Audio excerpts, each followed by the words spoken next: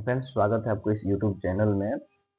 तो हमने house wiring का पहला वीडियो बना दिया था जिसमें आपने सीखा कि सामान्य बोर्ड की वायरिंग कैसे होती है, स्विच का वायरिंग कैसे होती है। तो आज ये हमारा दूसरा दिन होने वाला है हाउस वायरिंग कोर्स का। तो इसमें हम सीखने वाले हैं फ्यूज के साथ बोर्ड की वायरिंग कैसे करें, फ्यूज प्लस इंडिकेटर के साथ बोर्ड की वायरिंग कैसे करें, वोल्ट मीटर और एम्पियर मीटर के साथ वायरिंग कैसे करें, डिजिटल हो या फिर एनालॉग हो, एमसीबी के साथ, ईएलसीबी के साथ, सबके साथ वायरिंग हम सीखने वाले हैं आज।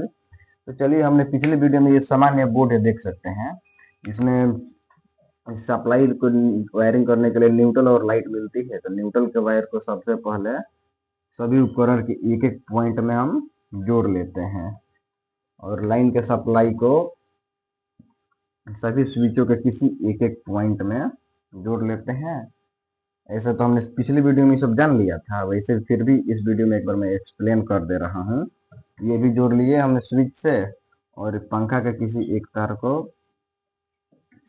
एक से, और ये स्विच का जो तार है बचा हुआ दूसरे सॉकेट के पॉइंट से। ये सामान्य बोर्ड की वायरिंग, ये तो हमने पिछले वीडियो में जान ही लिया था। अब इस वीडियो में क्या जानने वाले हैं, इसी बोर्ड में अगर साथ में फ्यूज लगा हुआ हो तो उसकी वायरिंग कैसे करेंगे। मान लीजिए फ्यूज के साथ पहले हम सीख रहे हैं, इसी बोर्ड में एक फ्यूज अलग से लगा हुआ हो। देख सकते हैं, ये मान लीजिए फ्यूज है।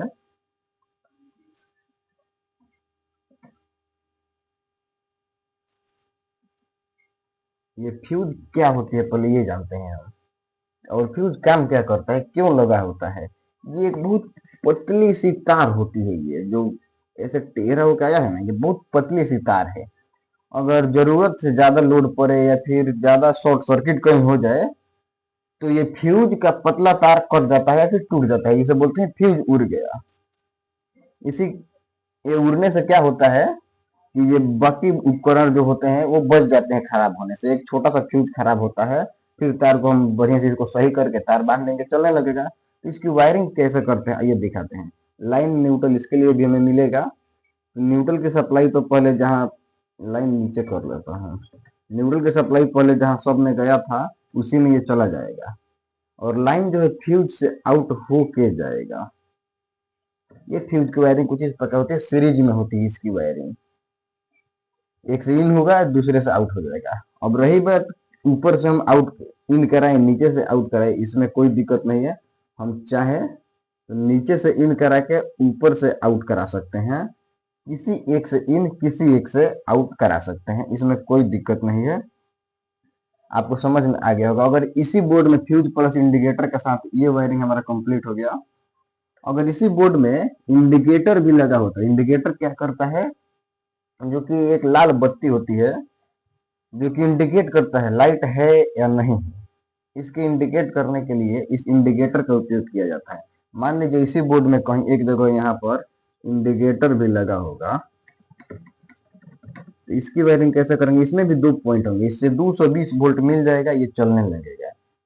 तो ये लाइन क्या करेंगे, एक जगह कहीं से इसको लाइट दे देंगे और न्यूट्रल कहीं से एक जगह से इसको दे देंगे, ये अपना काम करने लगेगा। इसकी भी वायरिंग कंप्लीट हो गई। तो कुछ इस प्रकार से फ्यूज और इंडिकेटर के साथ बोर्ड की वायरिंग होती है। और फ्यूज इंडिकेटर लगा है तो इस प्रकार से एक सीरीज में जोड़ देना है, और इंडिकेटर को न्यूट्रल और लाइन दोनों डायरेक्ट दे देना है। इस प्रकार से हमारी होती है। अब चलिए आगे आपको बताते हैं वोल्ट मीटर और एम्पियर मीटर के साथ बोर्ड की वायरिंग कैसे करते हैं।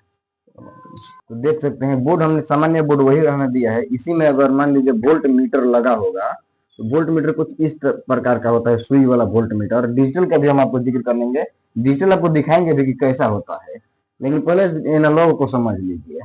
सुई वाले, इसमें सुई निकली होती है, यहाँ पर लिखा होता है 100 या फिर 50 का अंतराल होगा तो 50, 100, 200, 220, इस प्रकार से।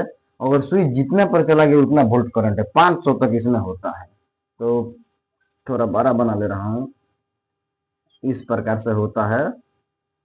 इसमें ये सुई लगी होती है, इसमें मान लीजिए यहाँ पर 100 है, ये 200, ये 300, ये 400, मान लीजिए इसमें 400 तक, लेकिन 500 तक वाला रेंज वाला भी आता है और 300 वाला भी आता है। सुई इतना पर, इसका मतलब लगभग 150 वोल्ट के आसपास लाइट है। यही सुई इतना पर चला गया तो इसमें 250 के आसपास लाइट है। 200 से थोड़ा सा ऊपर रहता है तो 220 माना जाता है। इस प्रकार से ये काम करता है डिजिटल एनालॉग मीटर। इसमें भी दो पॉइंट होते हैं तार जोड़ने के लिए। इसकी वायरिंग कैसे होती है? लाइन और न्यूट्रल जो है, ये तो जा ही रहा, न्यूट्रल जाता है रूल के हिसाब से। हालांकि लाइन भी चला जाए तो कोई दिक्कत नहीं है, लाइन इसमें चला गया। इसी में से कहीं एक से, जैसे इंडिकेटर की वायरिंग होती है, कहीं एक से इसको न्यूट्रल मिल जाना चाहिए और कहीं एक जगह से लाइट मिल जाना चाहिए, तो ये वोल्टेज शो करने लगेगा। क्लियर है?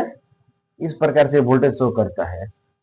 तो वोल्टेज, वोल्ट मीटर की वायरिंग कुछ इस प्रकार से होती है। मान लीजिए इसी बोर्ड में एक एम्पियर मीटर भी लगा हो, ये भी सुई वाला का ही मैं जिक्र कर रहा हूँ अभी, डिजिटल का थोड़ा बाद में इसी वीडियो में जिक्र करूंगा मैं। इसमें देख, मान लीजिए ये भी सुई है, इसमें 1 2 3 4 5 कुछ इस प्रकार से लिखा होता है, गोल आकार में थोड़ा लिखा रहता है, मैं ऐसे ही बना रहा हूँ। सुई जितना पर चला गया उतना एम्पियर लाइट ले रहा है। तो एम्पियर इशू करता है, हमें पता चलता है कि कितना एम्पियर इस बोर्ड पर लोड है। तो इसे जानने के लिए, इसकी वायरिंग करने के लिए किसी एक तार को, लाइन या फिर न्यूट्रल को, इसमें दो तार बने होते हैं, एक से इन कराते हैं और एक से आउट करा लेते हैं, या फिर लाइट को इन करा के आउट कराएं या फिर न्यूट्रल को, एक ही बात है, किसी एक तार को इन करा के आउट करा दें। इस प्रकार से वोल्ट मीटर की और एम्पियर मीटर की वायरिंग होती है। अब हम आपको दिखाने वाले हैं डिजिटल मीटर कैसा होता है।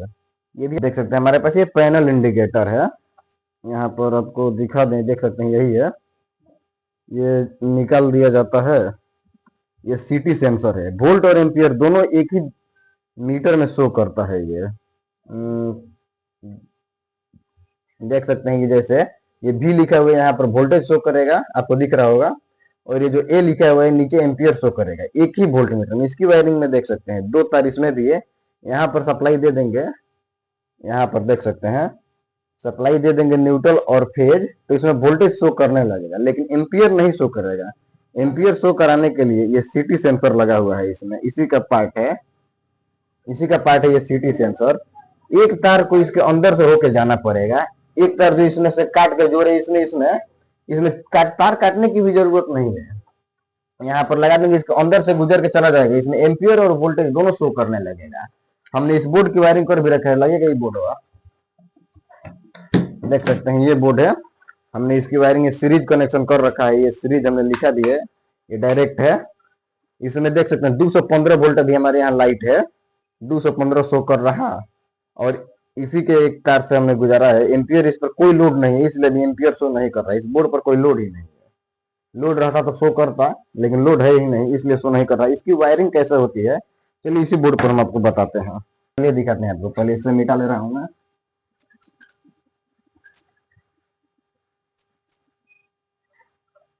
ये इस प्रकार का कुछ है वोल्ट मीटर, यहाँ पर 0000 लिखा हुआ है, भी लिखा हुआ है लास्ट में, यहाँ पर 00 पॉइंट कुछ 0 ए लिखा हुआ है। नीचे वाले पे एम्पियर, ऊपर वाले पर वोल्टेज शो करेगा। अब आइए, इसमें से दो पॉइंट निकले हैं तार जोड़ने के लिए, पीछे साइड में आपको जो मैंने दिखाया, और इसमें से एक सीटी सेंसर निकला हुआ है, इसी के अंदर से एक तार होके जाएगा। जैसे मान लीजिए न्यूट्रल और लाइन है, लाइन को मैं भेज दिया डायरेक्ट, जैसे बोर्ड में वायरिंग जाता है, और न्यूट्रल जो है ये इसमें से अंदर से होकर गुजर के जाएगा। ये कैसे बना दे भाई, लगे गुजर के जा रहा।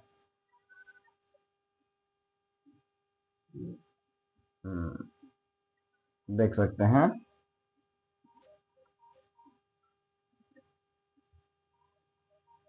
ये अंदर से होके जाना चाहिए एक तार को, मतलब किसी एक तार को ऐसे इसके अंदर से होके जाना चाहिए, बस तार काटने की भी जरूरत नहीं है। इसमें जोड़ दिया मैंने, और इस वोल्ट मीटर को, लेकिन एम्पियर कभी भी नहीं बताएगा, क्योंकि 220 वोल्ट लाइन और न्यूट्रल इसको नहीं मिल रहा।